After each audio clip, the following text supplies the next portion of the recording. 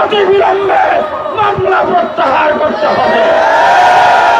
আমাদের সঙ্গে যারা জড়িত আছে আগামীকাল শনিবার, এর পরের শনিবারের আগে তাদের সবাইকে গ্রেফতার করতে হবে।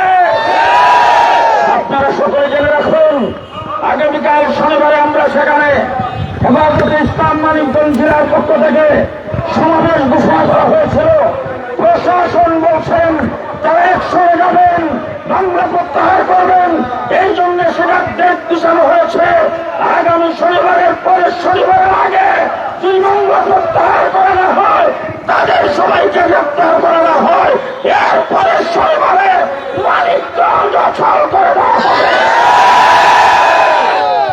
আমি প্রশাসনের ভাইদেরকে বলতে চাই, যারা আজকে তাদের পক্ষ অবলম্বন করবেন, কেন্দ্রীয়ভাবে আমরা কোনো বিক্ষোভ দিবস ঘোষণা করি নাই।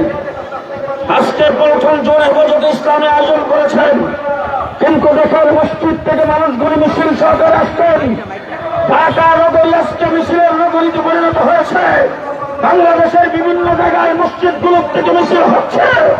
আমরা বাংলাদেশে যদি তাদের তৎপরতা বন্ধ করা হয়, তাদেরকে যদি গ্রেপ্তার করে সর্বোচ্চ শাস্তির ব্যবস্থা করা হয়, সারা বাংলাদেশে প্রত্যেকটি মসজিদ থেকে মিছিল বের হবে।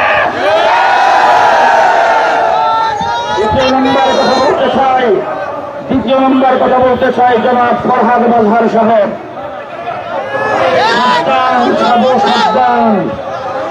আপনি সাহিত্যিক, আপনি তথাকথিত বুদ্ধিজীবী, আপনি এক লাইনে ঘোরাফেরা করে আপনার সাহিত্যকতা প্রকাশ করেছেন, 100 বার করেন, কিন্তু ধর্মীয় বিষয়ে আপনি সম্পূর্ণ মূর্খ, আপনি সম্পূর্ণ জাহেল।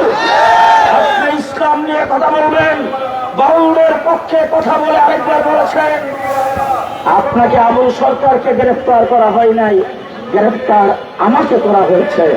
আপনি কে?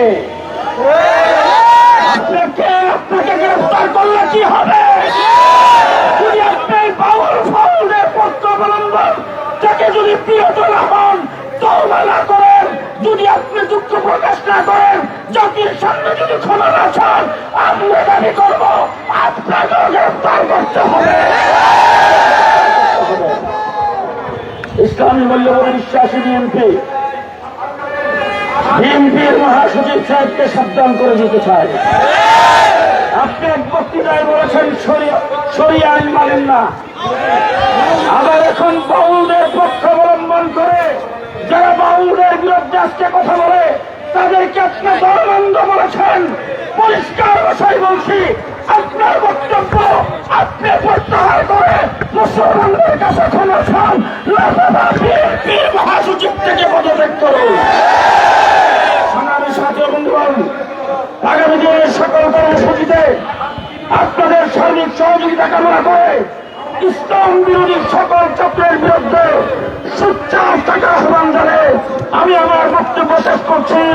এইখানে হাজির হয়েছেন আমাদের হেফাজতে ইসলাম বাংলাদেশের নায়েব আমির হযরত মাওলানা মহিউদ্দিন রাব্বানী সাহেব। তিনি এখন মোনাজাত করবেন। আজকের সভার সভাপতিত্ব